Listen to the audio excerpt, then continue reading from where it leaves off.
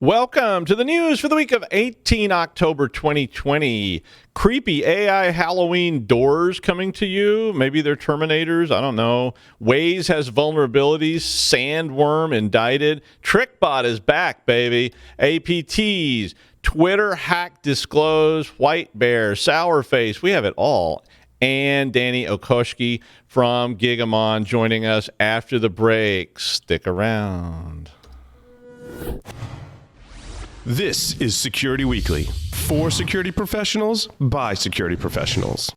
We interrupt our program to bring you this important message. It's the show that keeps you up to date on the latest security news twice a week, your trusted source for accurate security information and expert analysis. It's time for Security Weekly News. Do you know where your organization's crown jewel data is, whose data it is, what it contains, and if it's flagged, tagged, and classified accurately? Defense in Depth requires discovery in depth. At Big ID, they help organizations uncover dark data, classify sensitive and regulated data, meet compliance requirements, and take action for data on-prem, in the cloud, and everywhere in between. Learn more about how Discovery in Depth can change the way enterprise organizations find, classify, and protect sensitive data at securityweekly.com/Big ID. No, Waze, say it isn't so. Apparently, Waze has a vulnerability that can allow identification of the user as well as being able to track you. I was like, really? Oh, come on. Every time you find an app you like, then they're like, oh, yeah, no, sorry. It's like infected with Russian malware and it'll cause herpes. And it's like, but I like Waze, but apparently this has been patched, though, just to be fair. So Peter Gasper of Malgregator found the flaw in the API, which basically allowed people to extract the movements of nearby drivers in real time, and they were able to extract the actual identity of the drivers. So basically, they're querying the API and getting stuff back. Waze is one of the first true big data apps, if you've never used it, and it uses real-time data from all the users that are using Waze to track traffic flows. And I know some people don't like it, but it also allows users to enter information like there's a pothole or roadkill on the road, really useful stuff. I mean, in New England, people entering potholes, really, I'm like, there's potholes like every 3 feet. So why do but people put them in? They put in that there's a dead rat laying in the middle of the freeway. I mean, which, it's useful when it's like a box springs. It's not so useful when it's like, a dead rat. But anyway, they actually put where there aren't potholes, which might give you some idea. But anyway, Gasper received a bug bounty of $1,337 from Google in January 2020 for the vulnerability. It was officially disclosed in August, and Google said the flaw had been patched. It's a pretty good attack that involves capturing JSON responses from the API. So they basically were doing this out of a browser, Chromium browser. Actually working. So, okay. The Department of Justice, I don't know how I felt about this. The Department of Justice brought charges against GRU, which is the Russian military. Specifically, they brought charges against the Sandworm unit of the GRU on Monday. So the DOJ, in a press conference, took turns saying kind of the same thing repeatedly. I mean, I wasn't really sure what was going on. It was like one person would take their mask off and come up and read the statement, and the next person would take their mask off and come up and read kind of the same statement in a slightly different way. I don't know if it was just like everybody had to get their say in or what the real deal was, but basically what they said was, quote, actually, so not just basically, this is actually what they said. No country has weaponized its cyber capabilities as maliciously and irresponsibly as Russia, wantonly causing unprecedented collateral damage to pursue small tactical advantages and to satisfy fits of spite. That was John Demers of the Justice Department. It was real. You may not be as old as me, but this was real Cold War sounding. Like the Cold War just got a little hotter. But I mean, it really had that kind of feel to it, like all this stuff, like a fit of spite. And then somebody bangs their shoe on the table, and then other people put missiles in Cuba, and all kinds of crazy stuff starts happening. The charges related to the Ukrainian power grid attacks. And attacks on American businesses, which there wasn't a lot of detail about that part. There were also details of a hacking campaign they conducted against the 2018 Winter Olympics in South Korea and the 2017 French elections. They did make a big focus of this is not Repeat, not related to the 2020 U.S. presidential election, which occurs in 2 weeks. Not sure how jurisdiction works on this when you're like a Russian-based military unit hacking South Korea, but the U.S. Justice Department indicts you, and all the suspects are located in Russia. And I guess they sent them they didn't do this really, but sent them engraved invitations like free admission to DEF CON. Just come. It's being held at Quantico, Virginia. You might want to. It's a special session. It's all going to be in Russian. It'll be great. You should show up. But they even went on to say they're unlikely to be brought to the U.S. for trial. So I don't know what this was all about, but it's kind of an interesting story to follow. In a follow-on to the Trickbot story that we had last week, we kept reporting on this. The developing saga first said that someone, they didn't know who, had attacked Trickbot, so the Trickbot network. And then it was revealed, that Cyber Command and Microsoft and a bunch of other people independently went after the Trickbot network and had some impact on the botnet support system. So this is all the command and control servers behind Trickbot. Did it work? Nope. And it's, apparently they said it did have a moderate impact, although some articles said it had no impact at all, hardly. In September, apparently, Trickbot was sending 4,000 to 5,000 messages per campaign using at least 37 command and control servers. After the hit by Microsoft and Cyber Command, the command and control servers were down to around 12. But since the 12th of October attacks, about 1,000 messages have been sent to 100 different organizations. So in the end, the botnet was hit pretty hard, it looks like. But, it's really tough to take out a dispersed organization that can sort of rebuild itself on the fly. It's a very Terminator kind of scenario where you squash one side of it and then this other thing oozes out the other side. That's the second Terminator, right? But not the Schwarzenegger old model Terminator. That's the new Terminator 2 3000 with extra whatever. But I don't expect that Trickbot is going to go away. It's likely going to persist, and it appears to have resumed normal operation since the 15th of October. A new phishing campaign was launched then using Emotet to install Trickbot. So much like arresting hackers located in foreign countries, it probably won't have that much effect, but I guess it's something. Anyway. In a new report, Advanced Persistent Threats, or APTs, seem to be using new tactics targeting Exchange and Microsoft OWA or OWA, different people say that different ways, OWA services. In a report from Accenture called the 2020 Cyber Threatscape Report, they said that groups like White Bear and Sourface are using these heavily used services. So as you're probably well aware, Exchange servers or OWA servers are lots and lots of traffic from those in most organizations. And so they're using these to hide and all the noise of the traffic that is legitimate coming from them. And they're using these places to relay commands, gather data, steal credentials, all sorts of stuff. The quote was, hosts supporting Exchange and associated services frequently relay large volumes of data to external locations. Imagine that. Representing a prime opportunity for malicious actors to hide their traffic within the background noise. So Sourface, White Bear, and other APTs appear to be using this a lot more heavily currently. Likewise, it seems to me that these servers represent IP addresses that are going to be more likely to be whitelisted and less likely to be identified as threats because they generate so much traffic all the time. So APTs are smart, they're mature, they're backed by nation states. White Bear has been around for many, many years, and they will definitely be continuing this trend since it seems to make a lot of sense to me to hide all your traffic in plain sight.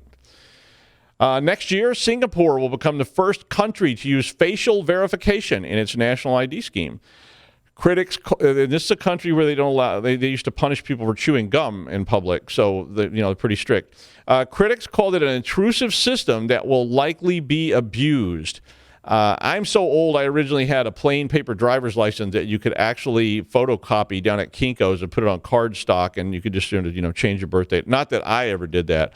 But I even knew somebody who drew fake licenses with like ink pens. They literally just drew them. Okay, well, but this is a biometric.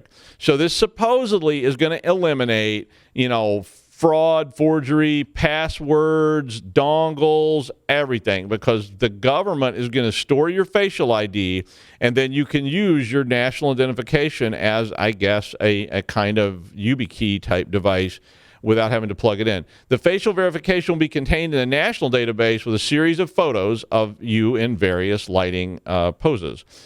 Okay. This will be cross-matched to the databases of ID cards, passports, everything else. So they're, basically going to put it in the back channel. DBS Bank is apparently part of the beta test that is currently going on. Not sure what happens if you're wearing a mask, if you decide to, grow facial hair, all that kind of stuff. I guess you have to go get your photos remade if you make any changes to your appearance. I think the main issue here, though, is that the system, can it be faked? It seems that there's both the potential to exploit it from within, in the sense that somebody gets access to this and pushes false data or pulls data out, and outside where people actually either extract information from this database and so forth. And of course there's all the usual concerns about how the data is going to be used for scanning crowds by the police and so forth. And the main opponents of this, of course, are privacy advocates that say the data may be used to track and profile people. The Singapore government insists that the data will not be shared with third parties and that users will be able to opt out.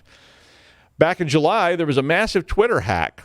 TechRadar revealed this week that the hack apparently involved stolen VPN credentials of Twitter employees. Apparently, the employees were tricked into handing over their account details using phishing. It wasn't a new trick. It wasn't hypnosis. It wasn't mass hysteria. It was phishing. And they redirected the employees to a fake VPN login page that looked like the regular VPN login page. Wah, wah. And, this is literally the oldest trick in the book. Quite literally. And so somebody called them, pretending to be the internal IT department on the telephone. The employees followed the instructions they were given on the telephone because they were having currently VPN issues. And so it really is the oldest. That was the thing that I did back in 1986. So it just goes to show you that in an Infinite series, someone always clicks the link. And when somebody asked what I meant by that the other day, I said you have to have defense in depth. So move on down the kill chain. Don't always assume that the 30-minute training video is going to teach people how to recognize clever and cleverer scams. So when we return, Danny Akacki from Gigamon joins us to talk about security to non-security people and what Donald Trump said about security yesterday. Increased attacks, skill gaps, talent shortages, expanding attack surfaces. Cybersecurity and IT teams face these real issues every day.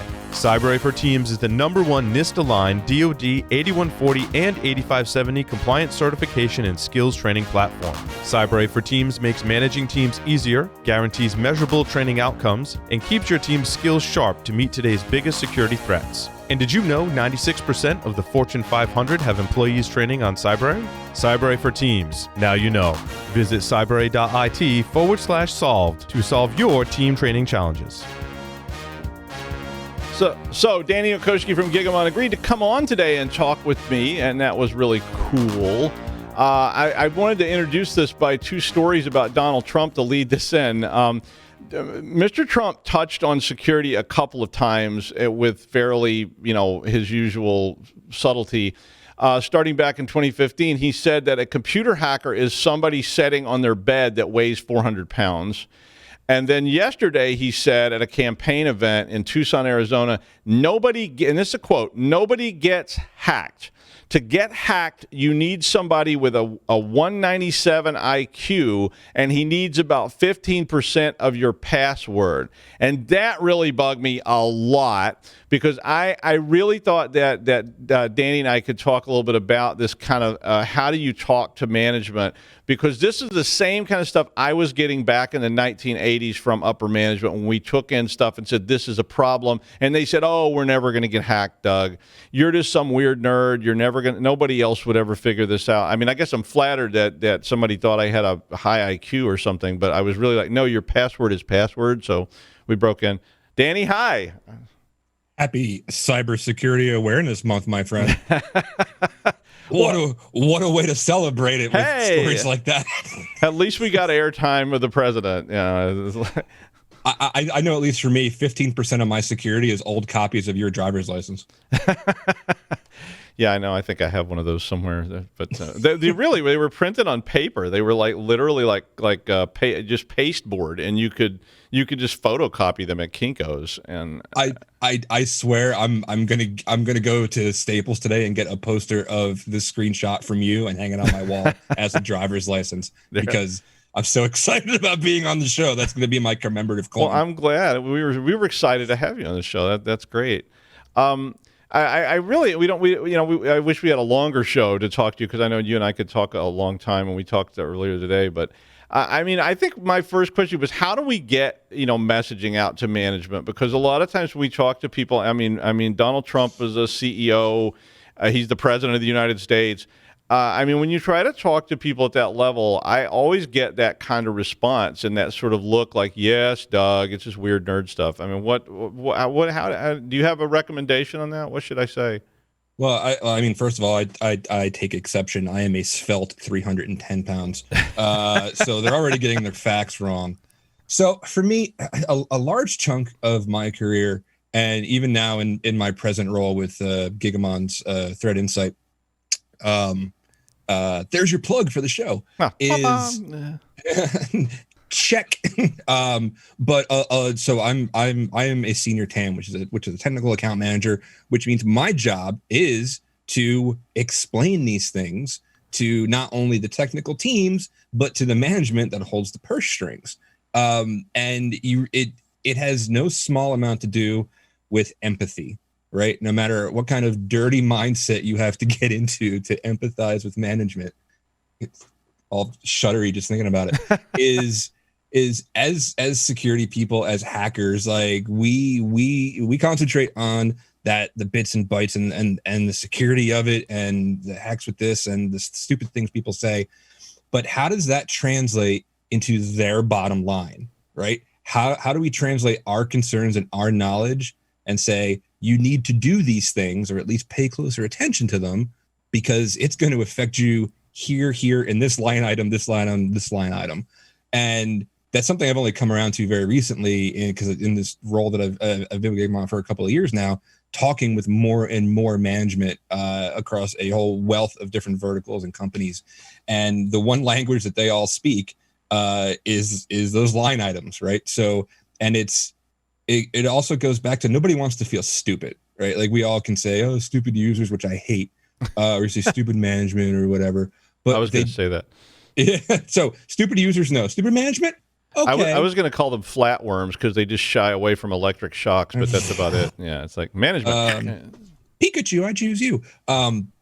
So yeah, it's really taking, okay, I get it, but here is what you're not. So I almost approach it like that one scene in Donnie Darko. I don't know if you see that where Donnie's trying to explain to his phys ed teacher, okay, but you're not listening to me. And it also goes into a lot of principles of, like, you have to social engineer. Honestly, that's what it is you have to take, like, principles of active listening, right? Like, I could say all I want. I can give you all the expertise that I want. I can dazzle you with all the pretty charts management likes, but if I am not actively listening to what you want, then neither of us are going to get anywhere. I really like that. I really like that a lot. I've never heard anybody say that before, and that really rang a bell with me. Was the idea that maybe when we talk to management, we should think about, or we should social engineer this. Because when I always think about it, like, I've got to sell them on this, but if they thought about, like, I got to social engineer them on this, I might be more creative trying to talk to them about it. Right. There was I was lucky enough to take 2 rounds of SE. Like, I'm not a pro. I'm not a Snow. I'm not a Jason Street. But I was lucky enough to take 2 rounds of SE classes from Chris Hadnaghi, and I learned an absolute ton of how people give and receive information. Right. And this is, like, these are things that, like, I took for granted before, but what I care about needs to be translated to how they're going to receive that. I'm coming to them with what seems like a problem, but in my mind, it's an opportunity. So how do I translate that to them? A huge chunk of my time when I'm not being a TAM is doing things like, how do we reach, especially in COVID, right? Because now if you want to engage management, you're on a Zoom call. You used to need and beg to be in the room with these people so they can see everything and they can hear the tone of your voice and how you're talking with your body language. So now how do we do that completely socially distanced, and how do we influence that? It's incredibly harder because just like text doesn't translate well, right? Like you can't infer, like you can infer tone and energies from text. It's a bad idea to do it. But how do I get you to care over a Zoom call? Yeah, that's a trick. I mean, I've seen a lot of people talking about that, and I mean, obviously, we've all been in tons of Zoom meetings since then, which I love because I don't have to get near anybody. But at the same time, it would really hamper a lot of people's selling style and interaction style. My brother is like a person that's very. He was an undercover agent, and he was somebody that was very good at. He's not that anymore. So Don didn't just give everything away. Like he might be next to you right now, but he was really good at like working a room and meeting everybody and all that. I don't know what that would be like if you had a Zoom meeting with him. So, right, it's incredibly tricky. And I've felt it already. Of like, how do you influence this even in sales? Like I'm suddenly getting our salespeople much more involved in my conversations with my clients because there's no lunches now, right? Like we all like that's right. Like, and that sucks because I'm here in the Northeast and a lot of my clients are out here, but we lunches and dinners and golf outings, they were all butts of all of our jokes, right? But now I realize there's an importance to them. Like, yes, it's a lot of drinking and things like that, but when you have those social interactions and you take that away, now you have sales going, we need, and listen, but we're a product, like I work for a product company. I understand these things. The bills have to be paid.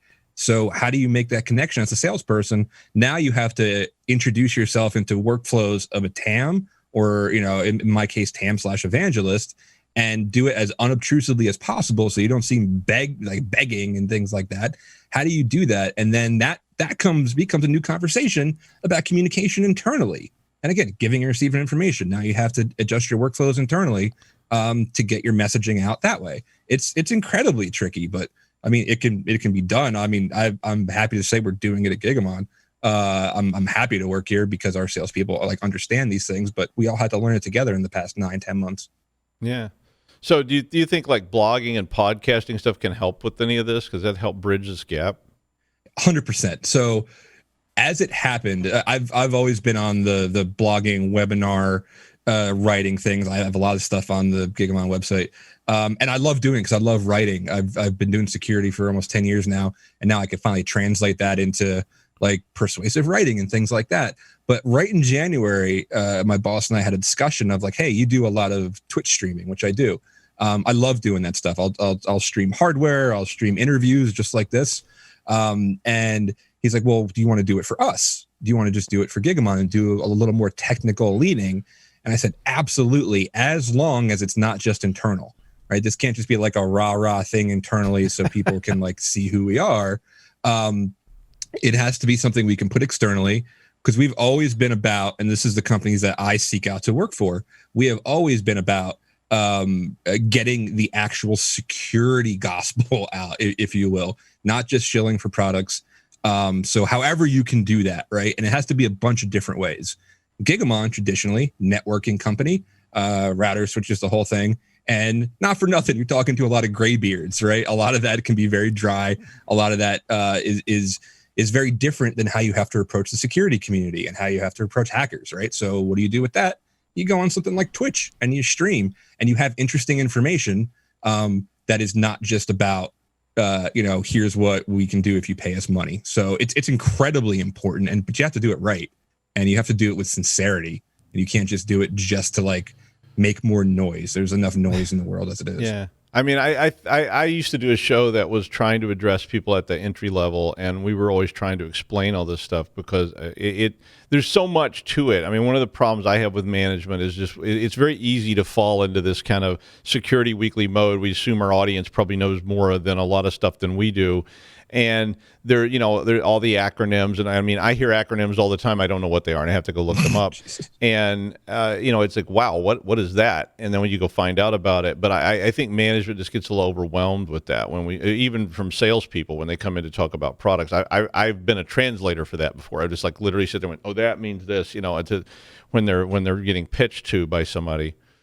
Right. Yeah, 100%. It goes back to me saying nobody wants to feel stupid. And a lot of times we don't even mean, as curmudgeonly as we can be, we don't even mean to make them feel stupid. This is just how we're used to speaking. And then there's also a fine line between I don't want to talk down to you, but I don't want to talk too far up either. So it's just being like cognizant. Another conversation that we're having with a lot of the management and a lot of the tech people too, is with these, every workforce is distributed now, right? All that visibility that you had, right? It's huge for us. So our product, which is Threat Insight, is a threat hunting platform, right? There was an ad right before we came on for a threat hunting platform. That's great when you're in an environment that you knew that you could control and you have the controls for it. If you're in an office every day, and it's not, yeah, sure, you have that remote workforce, but it wasn't quite as distributed. So how do you get that visibility now, right? We're constantly having those conversations and saying, okay, here's what the thing looks like. Like, oh, our bandwidth went down. Why are we paying for this? Let me tell you why you're paying for this. It's because you don't have that visibility. So let's help you do that. Because it is a new reality, whether we want it or not. So just being able to explain to them why these things are important without using, every single, and yeah, you just said it. You've been in this thing for 100 years already. It's not. It's not a thing on your age. I mean, you look fabulous. But even in 10 years, I don't know everything. They're constantly like things like when Kubernetes came out, and people are abbreviating it to Kates or whatever. That newfangled abbreviation. Like, I don't know that. Makes me feel stupid. Absolutely. I mean, somebody asked me not too long ago. They were like, it was a student, and they were saying, so like, why do we have to take this, and why do we have to take that? I was like, because you're learning to learn, because you're never going to get to stop learning. You've unfortunately, or fortunately for you, like I like it, but you've chosen a field where everything you learn today will be swept away into the sands of time, and 10 years from now, or even 2 years from now, you can tell stories about the good old days when we were using Python. And, just like you hear people talk about Fortran or whatever. And, Python will probably still be here in 2 years. I'm not predicting, but I mean, the idea of that is that all this stuff's going to change. And so you have to learn how to learn about it. And you have to find blogs and tools that are going to let you learn and keep up. And I think management struggles with that more than anybody, because they got a whole bunch of those things going on. Yeah. I think one of the most important things, I know, this is my unequivocal professional advice that I'm finally confident enough to give. When you are building your teams, I don't care what team it is, and you're looking for these skill sets, and you're looking for, all of these bullet points that your recs are written with from recruiting and all these things. If you are not recruiting for soft skills, and you are not interviewing people that can relay these things, you need a talker on your team. Yeah. You need somebody who knows how to translate this stuff. Yeah. And that's not to say that anybody existing on your team can't do it. You also need to invest time. SANS is great. That's awesome to go take technical courses, things with Chris Sanders. They're great. But why not send them? Before this all happened, I was about to go to some management training seminar, some communication thing that was like on site somewhere, and then they canceled it. But this is a super, super important, not that people aren't hiring for this, but you really need to think, we need to think messaging, no matter what level of your team that you're at, that messaging has to trickle up somehow. So again, empathy is what it is. Speak to how you would like to be spoken to. No, I agree. I mean, all of us. Well, at least I am. You obviously are more empathetic, but you're like, I hate everybody. Yeah, I'm more like, those human meat bags need to be cleaned out of this building so we can get the equipment more efficient. But like burning cigars out on their hands, going, "Are you going to give me the budget now? How about now?"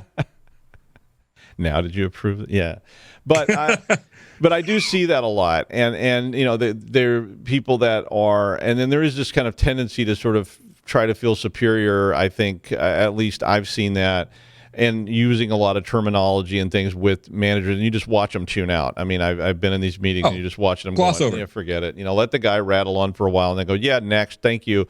But yeah, I mean, it's a critical thing to be able to communicate, because I actually started doing things by translating engineers for the Congress, because we had this famous incident with funding where this engineer went before a congressional subcommittee with one of those. This was an old days, so they had like a flip chart, like you write on a paper and you flip it over.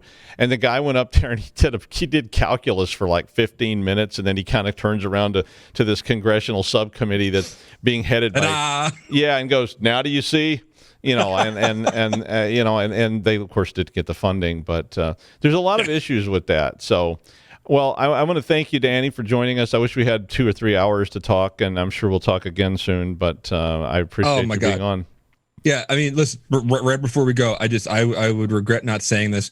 I said to you earlier, when I started my security career, third shift, level 1 SOC, I had to drive and take a train to work every night, and Paul.com is what got me through those train rides, which is now Paul Security Weekly, which is now Security Weekly, which is like the Borg Empire now, so I can't tell you how happy I was to even be a little part of your circus. So thank you so much for having me on. Oh, it was a pleasure, and thanks for being here. So we're going to wrap up there, and that is the news for now in the time of plague. I am Doug White. Thanks for joining us for this episode of Security Weekly News. I'll be back Thursday afternoon at 4 o'clock for the wrap up this week instead of Friday, so be sure and tune in then, and I'll see you. Don't follow any conspiracies, really. Don't do that. It's bad.